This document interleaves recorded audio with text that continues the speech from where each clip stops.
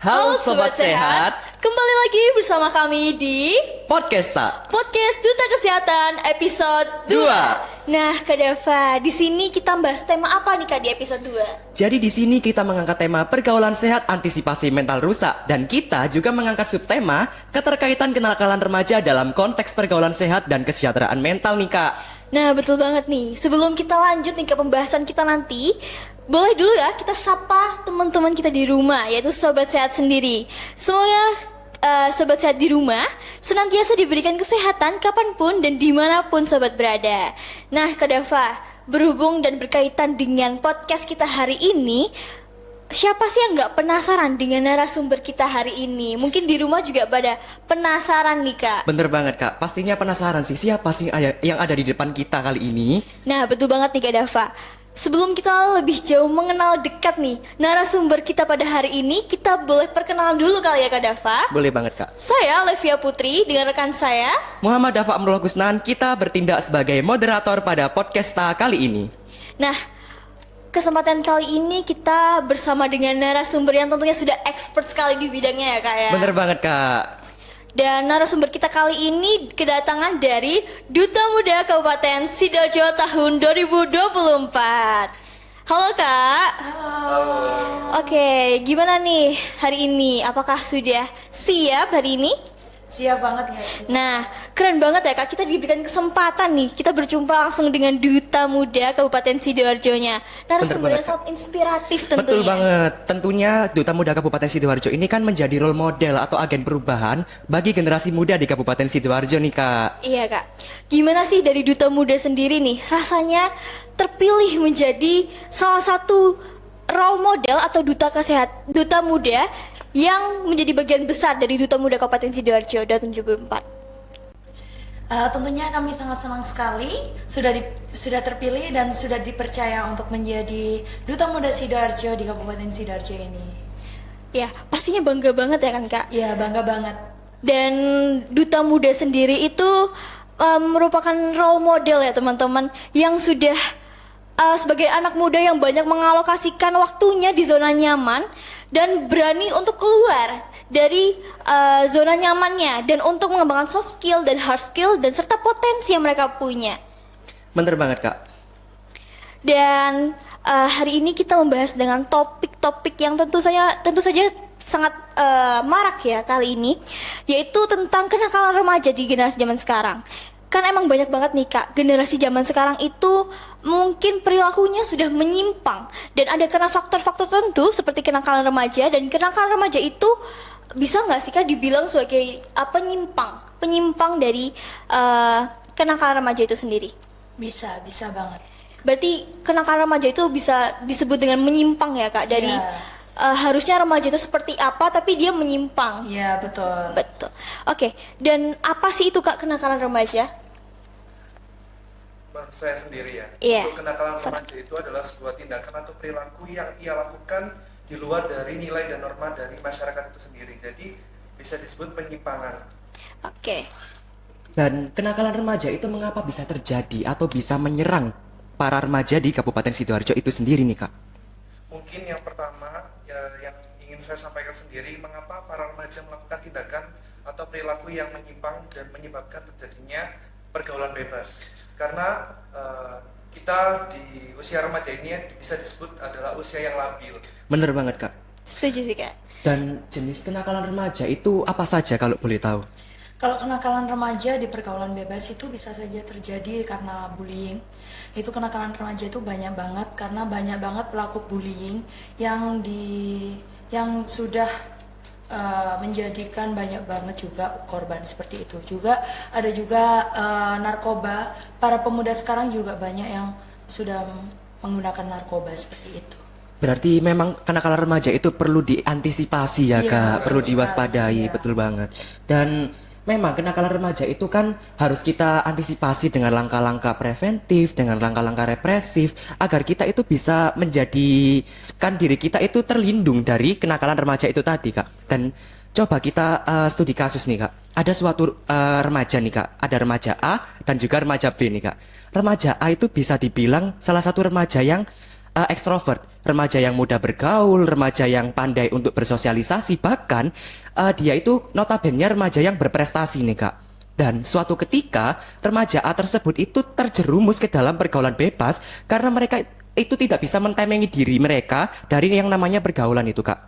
Dan di sisi lain ada remaja B. Remaja B itu bisa dibilang remaja yang introvert, suka menyendiri, bahkan dia itu tidak punya teman dan tidak mudah bergaul dengan siapapun.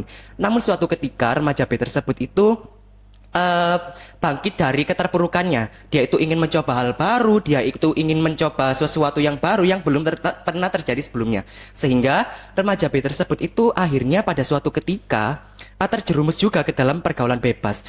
Apakah kedua aspek tersebut itu dinormalisasi sih Kak? Mengingat bahwasannya dampak-dampak positif dan dampak negatif itu masih menyertai kedua remaja tersebut.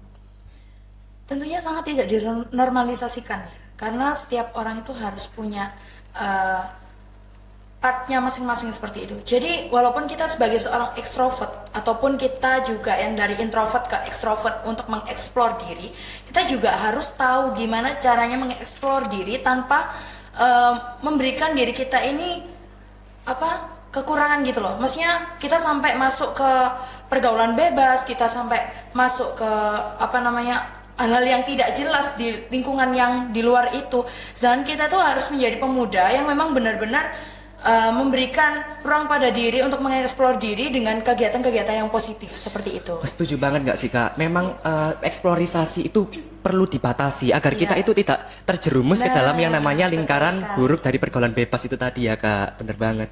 Dan salah satu faktor pergaulan bebas itu kan banyak nih Kak. Beberapa faktor itu disebabkan oleh lingkungan, beberapa faktor itu disebabkan oleh bisa jadi lingkungan sosial dan lain sebagainya nih Kak. Dan memang pergaulan bebas itu kan banyak diantisipasi nih Kak. Bagaimana sih langkah kita itu mengantisipasi dari pergaulan bebas itu tadi? Iya.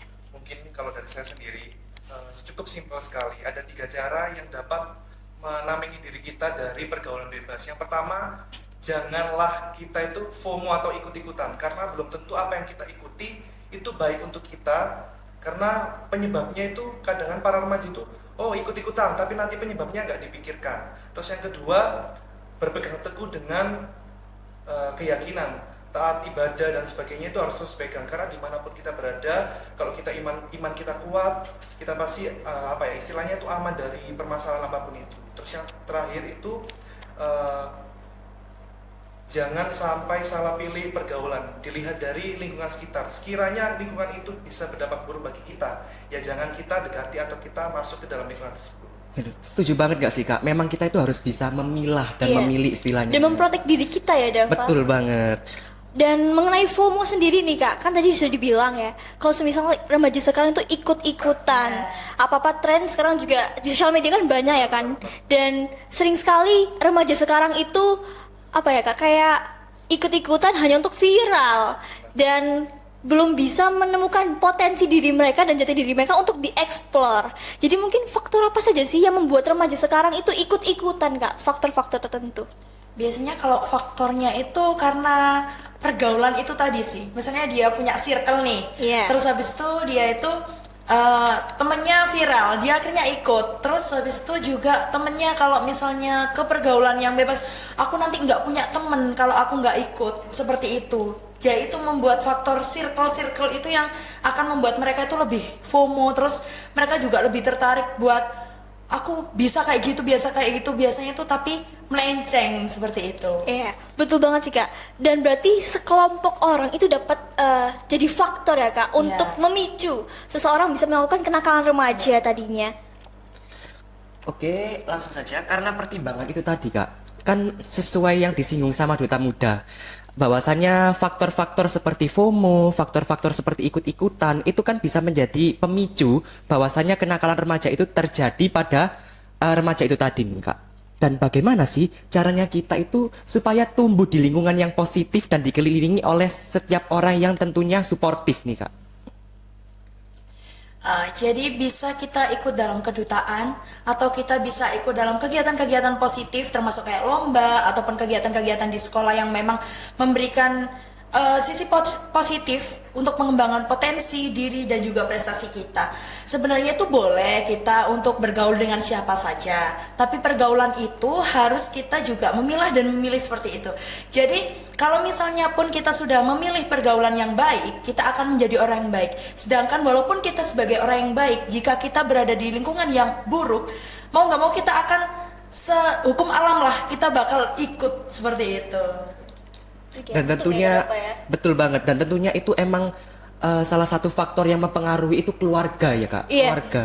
Mungkin faktor internalnya sendiri kali ya Kak ya. Jadi kan kenakalan remaja sekarang kan banyak dilakukan karena mungkin ya ini orang rumah tuh gak perhatian, kurangnya kasih sayang terhadap suatu pribadi yang membuat dirinya itu berani mengikuti pergaulan yang membuat dirinya nyaman. Dan akhirnya dari situ mereka mulai berani untuk melakukan hal-hal yang menyimpang nih Kak. Menurut pendapat Kakak sendiri gimana? Mungkin kalau dari saya ya, nggak jauh-jauh saya ambil dari lingkungan sekitar saya. Banyak sekali para remaja itu yang merasa kurang nyaman berada di lingkup keluarganya. Mengapa? Karena pastinya kita tidak bisa menyalahkan semua didikan yang diberikan orang tua kepada kita. Namun kita bisa berusaha untuk memperbaiki. Oh, orang tuaku seperti ini, aku harus bisa berperilaku seperti apa. Jangan kita menyalahkan orang tua, karena orang tua juga punya caranya sendiri-sendiri. Jadi bagaimana cara kita untuk memberi, kan kita butuh ruang nih. Iya. Ya, tapi kita harus bisa menyediakan ruang itu sendiri. Jangan nunggu orang lain atau siapapun itu memberikan ruang kepada kita. Berarti kita sebagai anak muda juga punya prinsip tertentu kan Kak? Iya. Untuk menghadapi dunia era globalisasi sekarang. Betul. Oke, untuk kesehatan mental nih Kak, kita berhubung dengan kesehatan mental. Anak remaja sekarang kan banyak sekali yang apa-apa dihubungkan dengan mental. Dan di era globalisasi sekarang, terutama Gen Z, itu kan banyak sekali yang dikit-dikit mental. Kenapa sih Kak kita harus mengerti apa itu kesehatan mental untuk diri kita sendiri? Kita memang harus tahu kesehatan mental kita sendiri, dikarenakan mental itu bisa kita tahu dari diri kita sendiri gitu loh. Dan kita tuh harus tahu gimana porsinya kita. Misalnya kita merasa bahwa mental kita down atau feelingless, kayak merasa sendiri gitu. Itu sebenarnya tuh mental-mental seperti itu tuh dibangun dalam diri kita sendiri dan pergaulan kita. Jadi maka dari itu kita harus memberikan pergaulan kita yang positif agar kita bisa terhindar dari mental-mental seperti itu. Setuju Ada tambahan banget sih mungkin? statementnya. Mungkin menambahkan sedikit Iya, aja. Jadi boleh, Kak. yang tahu diri kita itu kan hanya kita sendiri. Iya, Jadi setuju. kita harus cari lingkup atau ruang yang nyaman untuk kita berkeluh kesah, untuk kita gimana itu kita sendiri yang tahu. Jadi tempat ruang bercerita juga faktor ya Kak. Iya. Jadi membuat suatu pribadi itu menjadi ada ruang dan bisa mengembangkan potensi dirinya dari menceritakan apa isi hatinya kepada seseorang. Ya setuju banget sih sama yang disinggung sama Duta Muda tadi, bahwasannya memang keluarga itu tempat pendidikan nomor satu ya Kak. Karena mempengaruhi karakter dari seseorang dan juga perilaku dari seorang remaja. Dan kembali lagi ke topik kenakalan remaja nih Kak. Emang sepengaruh apa sih sama kesehatan mental kita sehingga seseorang yang terkena pergaulan bebas itu sangat mempengaruhi kesehatan mentalnya? Ya mungkin dari segi pengaruh itu sangat berpengaruh sih Kak, karena kita misalnya mendapatkan circle yang memang cara obrolannya salah, perilakunya salah, mau nggak mau kan kita juga ikut-ikutan ya. Walaupun nih di keluarga ini menjadikan keluarga yang masih dalam konteks keluarga cemara, tapi kalau misalnya konteksnya di luar dia juga salah pergaulan, itu juga berpengaruh juga gitu. Oke, berarti dari kenakalan remaja sendiri ya, balik lagi nih Kak, kenakalan remaja. Banyak banget pelaku menyimpang dan diharapkan memang remaja sekarang itu bisa memilah dan memilih kan Kak. Yeah. Terutama kita yang sebagai pribadi di era globalisasi sekarang, kita harus bisa membentengi diri kita sendiri dari era-era tertentu.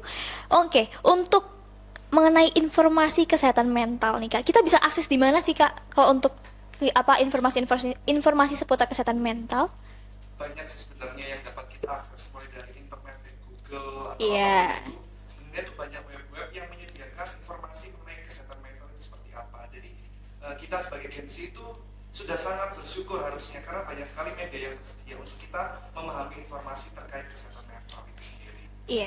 Mungkin ada pertanyaan dan sesi Q&A dari teman-teman dari IG nih, Kak.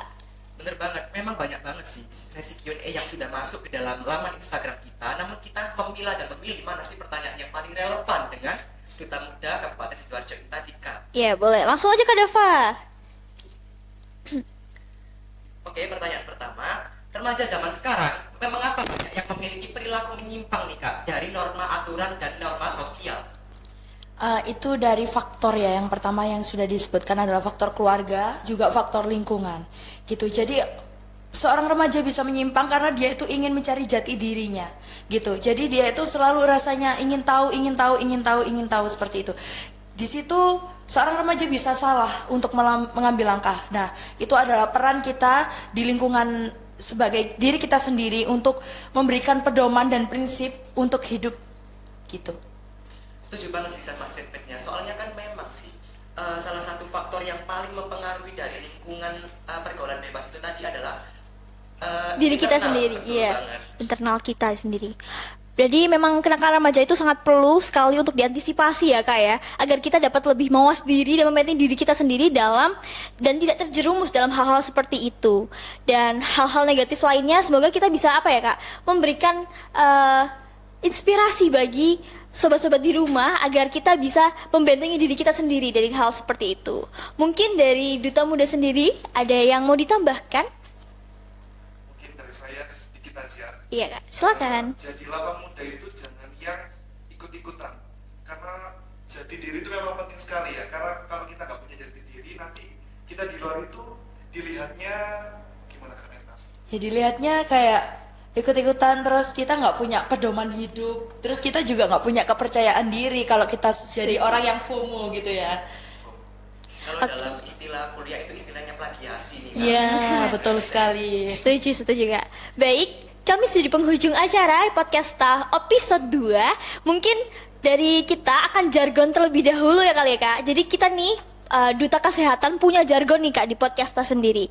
Yaitu jargonnya adalah gagasan, gerakan seragam peduli kesehatan. Gagasan, gerakan seragam peduli kesehatan.